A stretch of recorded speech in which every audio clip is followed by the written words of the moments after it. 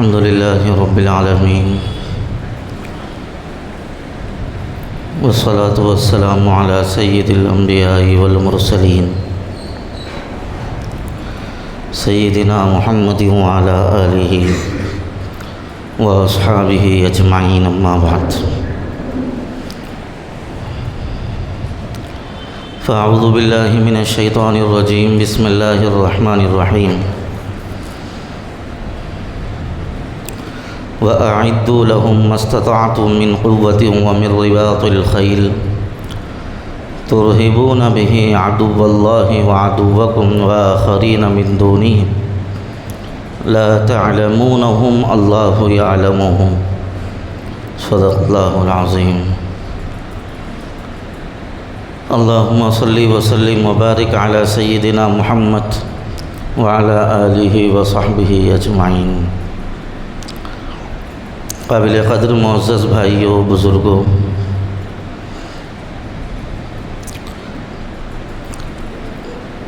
اسلام اور مسلمانوں کو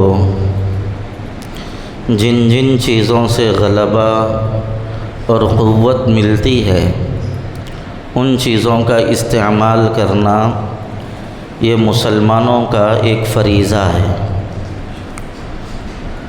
حضرت نبی اکرم سیدنا محمد الرسول اللہ صلی اللہ علیہ وسلم نے ان تمام طریقوں کو اختیار فرمایا جس سے مسلمانوں کو غلبہ ملے، قوت ملے، طاقت ملے.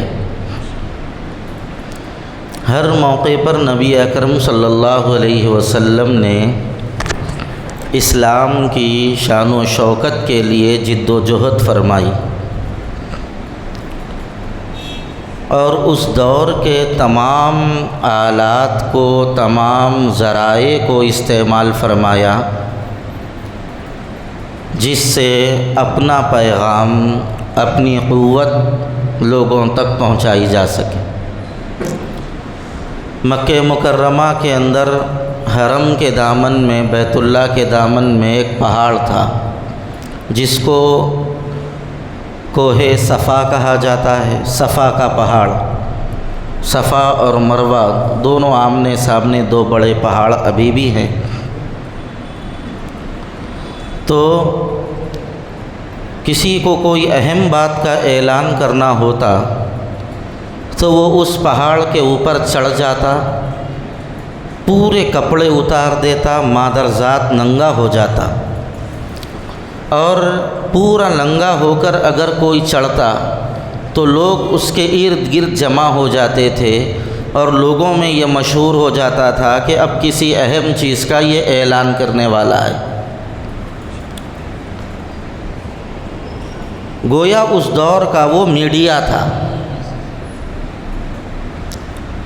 حضور اکرم صلی اللہ علیہ وسلم نے بھی دعوت دین کا سب سے پہلا جو طریقہ اختیار فرمایا یہی کہ آپ بھی صفا کی پہاڑی پر چڑھے، لیکن فرق یہ ضرور رہا کہ وہ لوگ ننگے بدن چڑھتے تھے، اللہ کے حبیب صلی اللہ علیہ وسلم کپڑے پہن کر چڑھے تھے.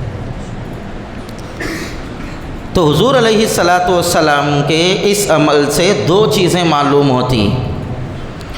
پہلی چیز یہ ہے، جس زمانے کا جو میڈیا ہے، جس زمانے کا جو ذرائع ابلاغ ہے، اس کو ضرور استعمال کیا جائے. دوسری چیز، اس کے اندر اگر کوئی خرابی ہے تو اس خرابی کو بھی دور کرنے کی کوشش کی جائے اپنے عمل سے. اللہ کے حبیب چڑھے، وہاں پر لوگوں کو دین کی دعوت پیش کی. اسی طریقے سے حضور اکرم صلی اللہ علیہ وسلم نے ہجرت فرمائی. ہجرت کرنے کے بعد جب حضور مدینہ منورہ تشریف لائے تو وہاں پر آنے کے بعد بھی اللہ کے رسول صلی اللہ علیہ وسلم نے معاہدے فرمائے لوگوں سے. اس میں کچھ معاہدے ایسے بھی تھے کہ ہمارے تمہارے درمیان کوئی جنگ نہیں ہوگی، یہ صرف مسلمانوں کی حفاظت اور مسلمانوں کی اندرونی طاقت کو مضبوط کرنے کے لیے اللہ کے رسول صلی اللہ علیہ وسلم نے ایسے معاہدے بھی فرمائے۔ سن 6 ہجری کے اندر اللہ کے رسول صلی اللہ علیہ وسلم عمرے کی نیت سے حضرات صحابہ کے ساتھ مکہ مکرمہ تشریف لائے، تو مکے سے پہلے حدیبیہ نامی ایک جگہ ہے، وہاں پر حضور کو روک دیا گیا اور یہ کہا گیا کہ آپ اس سے آگے نہیں جا سکتے، آپ اس سال عمرہ نہیں کریں گے۔ اللہ کے رسول صلی اللہ علیہ وسلم وہیں رکے رہے۔ اس کی پوری تفصیل ہے، لیکن میں مختصر عرض یہ کر رہا ہوں۔ اس وقت ایک معاہدہ ہوا، مسلمان اس سال عمرہ نہیں کریں گے، واپس چلے جائیں گے، آئندہ سال عمرہ کریں گے۔ اللہ کے نبی نے قبول فرما لیا اس شرط۔ مسلمانوں کا کوئی آدمی مشرکین کے پاس آ جائے گا تو واپس نہیں کیا جائے گا، اللہ کے نبی نے قبول فرما لیا۔ مشرکین کا کوئی آدمی مسلمانوں کے پاس جائے گا تو واپس کر دیا جائے گا، اللہ کے نبی نے قبول فرما لیا۔ معاہدہ لکھا جا رہا تھا، حضرت علی سے سرکار نے فرمایا لکھو۔ حضرت علی نے لکھا من محمد رسول اللہ۔ ان لوگوں نے کہا کہ سارا جھگڑا تو رسول اللہ کا ہے، اگر یہ رسول اللہ کا نام یہاں پر لکھا جائے، رسول اللہ کا لفظ، اور ہم اس کو مان لیں تو جھگڑا ہی ختم ہے، لہٰذا یہ رسول اللہ کے لفظ کو میٹو اور مٹا کر من محمد ابن عبداللہ لکھو۔ حضرت علی نے فرمایا یا رسول اللہ آپ سچے نبی ہیں، آپ حق لے کر آئے ہیں، میں نہیں میٹ سکتا۔ حضور اکرم صلی اللہ علیہ وسلم نے اپنے ہاتھ سے اس لفظ کو میٹا۔ حالات ویسے تھے، حضور علیہ السلام نے ویسا معاہدہ فرمایا۔ اس کے بعد دوسرے سال سن 7 ہجری میں عمرۃ القضاء فرمایا اللہ کے رسول صلی اللہ علیہ وسلم نے۔ تو حضور علیہ السلام کے ساتھ صحابہ بھی آئے، لیکن کچھ صحابہ اپنے ساتھ ہتھیار لے کے آئے، اور یہ نیت رہی کہ اس وقت تو ان لوگوں نے روکا اور معاہدہ ہوا، اگر اس وقت یہ لوگ معاہدے کی خلاف ورزی کریں گے تو پھر ہم بھی تیار ہیں۔ لیکن مکے میں آنے کے بعد ان لوگوں نے مسلمانوں کی تھوڑی تعداد کو دیکھ کر مذاق اڑانا شروع کیا، یعنی اتنے تھوڑے مسلمان۔ اللہ کے رسول صلی اللہ علیہ وسلم نے اس وقت حضرات صحابہ سے فرمایا کہ اب اکڑ کر چلو، اپنی چادروں کو بغل کے نیچے سے لو، سیدھے بغل کو کھلا رکھو اور ذرا اکڑ کے چلو، تاکہ دوسروں کو تمہارے اکڑ کر چلنے کی وجہ سے تمہاری قوت اور تمہاری شوکت کا اندازہ ہو۔ اور آج تک وہ عمل رسول اللہ صلی اللہ علیہ وسلم کا جاری ہے، جس کو طواف کے اندر رمل کہا جاتا ہے۔ شروع کے 3 چکروں میں اکڑ کے چلنا حج اور عمرے کے اندر۔ جیسے حالات رہے اللہ کے رسول صلی اللہ علیہ وسلم نے ویسے فیصلے فرمائے۔ اسلام کی نظر میں ذات پات کی بنیاد پر لوگوں کو تقسیم کرنا جائز نہیں ہے، اس کے اندر کبر کی بو آتی ہے، لیکن حالات جب تقاضا کرتے ہیں تو ان چیزوں کی ضرورت پڑ جاتی ہے، تو پھر احکام بھی بدل جاتے ہیں۔ خود حضرت نبی کریم صلی اللہ علیہ وسلم نے مدینہ منورہ میں حضرت حذیفہ بن الیمان رضی اللہ تعالی عنہ کو ذمہ دار بنایا تھا، اور فرمایا حذیفہ مدینہ منورہ کے اندر جتنے لوگ ایمان لائے ہیں ان کے نام لکھ کر مجھے دو۔ اکتبوا لی من تلفظ بالاسلام من الناس، جن جن لوگوں نے اسلام کا کلمہ پڑھا ہے لوگوں میں، ان کا نام لکھ کر مجھے دو۔ حضرت حذیفہ بن الیمان رضی اللہ تعالی عنہ نے پوری قوم کا سروے کیا اور 1500 لوگوں کا نام لکھ کر سرکار عالم صلی اللہ علیہ وسلم کو پیش کی۔ اس وقت مدینے میں مسلمانوں کی تعداد 1500۔ حضور نے سروے کرایا، ہجرت کے بعد یہ پہلا سروے تھا۔ اس کے بعد جب فتح مکہ کا موقع آیا، اللہ کے رسول صلی اللہ علیہ وسلم نے اس وقت بھی سروے کروایا۔ اس وقت اور حجۃ الوداع کے موقع پر مسلمانوں کی تعداد 1 لاکھ سے زائد تھی۔ حجۃ الوداع کے موقع پر حضرات صحابہ کی تعداد 1 لاکھ سے زائد تھی۔ یہ کیسے پتہ چلا؟ سروے ہوا تبھی تو پتہ چلا۔ اور ضرورت پڑنے پر اللہ کے رسول صلی اللہ علیہ وسلم نے مسلمانوں کی تعداد کو بڑھا چڑھا کر لوگوں کے سامنے پیش کیا۔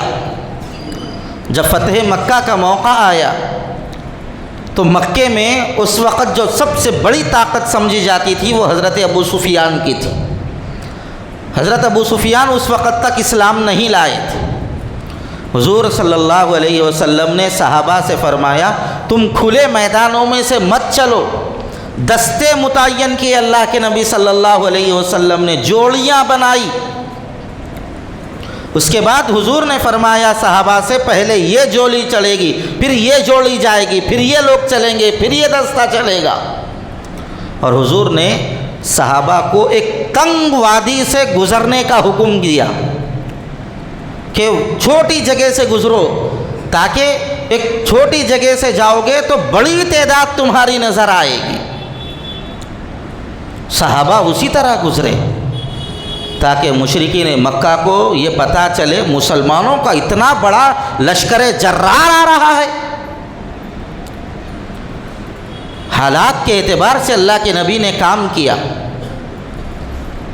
پھر جس رات میں مکہ فتح ہونے والا تھا، جس دن، اس رات کے اندر اللہ کے رسول صلی اللہ علیہ وسلم نے تمام صحابہ میں اعلان فرمایا، تم لوگ سارے کے سارے ایک ساتھ ایک جگہ پر سمٹ کر اور چمٹ کر مت رہو، بلکہ پھیل جاؤ پورے میدان میں، پھیل پھیل کر رہو اور چولہے زیادہ سے زیادہ سلگاؤ۔ کیوں؟ عرب کے لوگ جتنے زیادہ چولہوں کو دیکھتے تھے سلگتے ہوئے، اتنے زیادہ افراد اور تعداد کا اندازہ لگاتے تھے۔ جتنے زیادہ چولہے ہوں گے اتنے زیادہ لوگ نظر آئیں گے۔ اللہ کے حبیب صلی اللہ علیہ وسلم کے اس فرمان کے مطابق صحابہ پھیل گئے پورے میدان میں اور چولہے زیادہ جلائے۔ لوگ دیکھ کر حیران، اتنی بڑی تعداد میں مسلمان آئے۔ پھر مکہ فتح ہوا تو ضرورت پڑنے پر اپنی تعداد کا اضافہ دکھانا، اپنی تعداد کو بڑا چڑھا کر بتانا، یہ بھی مسلمانوں کی شان و شوکت، مسلمانوں کا دفاع اور مسلمانوں کی حفاظت کے لیے ضروری ہے، اور نبی کریم صلی اللہ علیہ وسلم کا طریقہ بھی ہے۔ اس وقت حکومت سروے کروا رہی ہے۔ حکومت، بلکہ کوئی بھی حکومت مسلمانوں کی خیر خواہ نہیں ہے، یہ بات طے ہے۔ لیکن ایسے موقع پر ہماری یہ ذمہ داری ہے کہ ہم اس سروے میں ضرور حصہ لیں، اپنی تعداد جتنی زیادہ ہو سکے حکومت کو بتانے کی کوشش کریں۔ یہ تقاضا ہے وقت کا، اور اس میں یہ کہا جا رہا ہے کہ کتنی قوم کے کتنے لوگ ہیں اور ان کی تعداد کیا ہے، اور حکومت کی اسکیموں سے کتنے لوگوں کو فائدہ مل رہا ہے، کتنے لوگ محروم ہیں، اس کا حکومت اندازہ لگانا چاہتی ہے۔ کرتے اڑتے کچھ بھی نہیں، یہ بات طے ہے۔ لیکن ڈیٹا کے اندر تو ہمارا نام آ جائے گا۔ اگر ہم یہ سوچتے رہے اور طرح طرح کے اندیشے لوگ ڈال رہے ہیں لوگوں کے ذہنوں میں، یہ NRC کی تیاری ہے، یہ NRC کے آغاز کا ایک مرحلہ ہے، تو علماء کرام کا ایک وفد حکومت کے نمائندوں کے پاس گیا، اور محمد علی شبیر جو اس وقت حکومت کے ایک اہم ذمہ دار آدمی سمجھے جاتے ہیں، ان سے علماء نے باضابطہ صراحت کی، تو وضاحت پوچھی تو انہوں نے صراحت کی کہ یہ NRC سے اس کا کوئی تعلق نہیں ہے، اور کسی ایسے اندیشے میں آپ کو مبتلا ہونے کی ضرورت نہیں ہے جس سے آپ کا نقصان ہوگا۔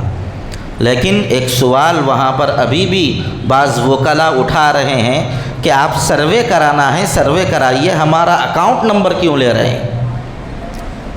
اس سوال کا جواب ابھی صراحت کے ساتھ سامنے تو نہیں آیا ہے، لیکن بعض ایسے اندیشے ہیں، لیکن ان اندیشوں کی وجہ سے ہمیں پیچھے رہ جانا نہیں چاہیے، اور اگر ہم کسی اندیشے کی وجہ سے اس سروے میں حصہ نہیں لیں گے تو جتنی خوش فہمی کا اس وقت اب ہم شکار ہوں گے، بعد میں ہم لوگوں کو اس سے زیادہ نقصان اٹھانا پڑے گا۔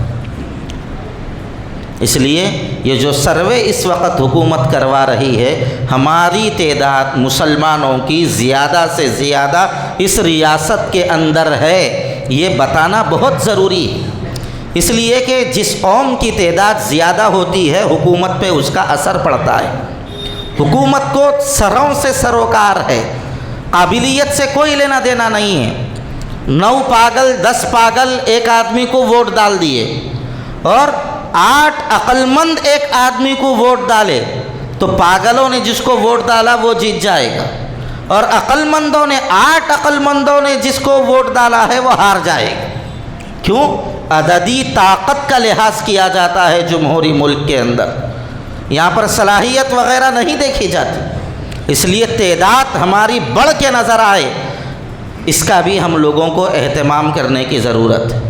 اور ہمارے پاس جو حکومت ہے، اس حکومت کے جو پریسیڈنٹ ہیں، وہ یہ جگہ جگہ پہ جا کے اعلان کر رہے ہیں کہ جس کی جتنی تعداد ہے ان کی ملک کے اندر اتنی حصے داری ہے۔ اگر بات یہی ہو گئی تو پھر ایسی صورت کے اندر ہماری جتنی تعداد ہے ملکی سیاست کے اندر ہمارا اتنا حصہ رہے گا۔ اگر ہماری تعداد کم ہوئی تو ملکی سیاست کے اندر بھی اس کا اثر پڑے گا۔ بہتر یہ ہے جہاں پر زبان کا خانہ ہے وہاں پر آپ اردو زبان، اپنی مادری زبان اردو لکھائیے، اور جہاں پر مذہب کی بات آئے 5 نمبر خانے میں آپ اسلام لکھائیے۔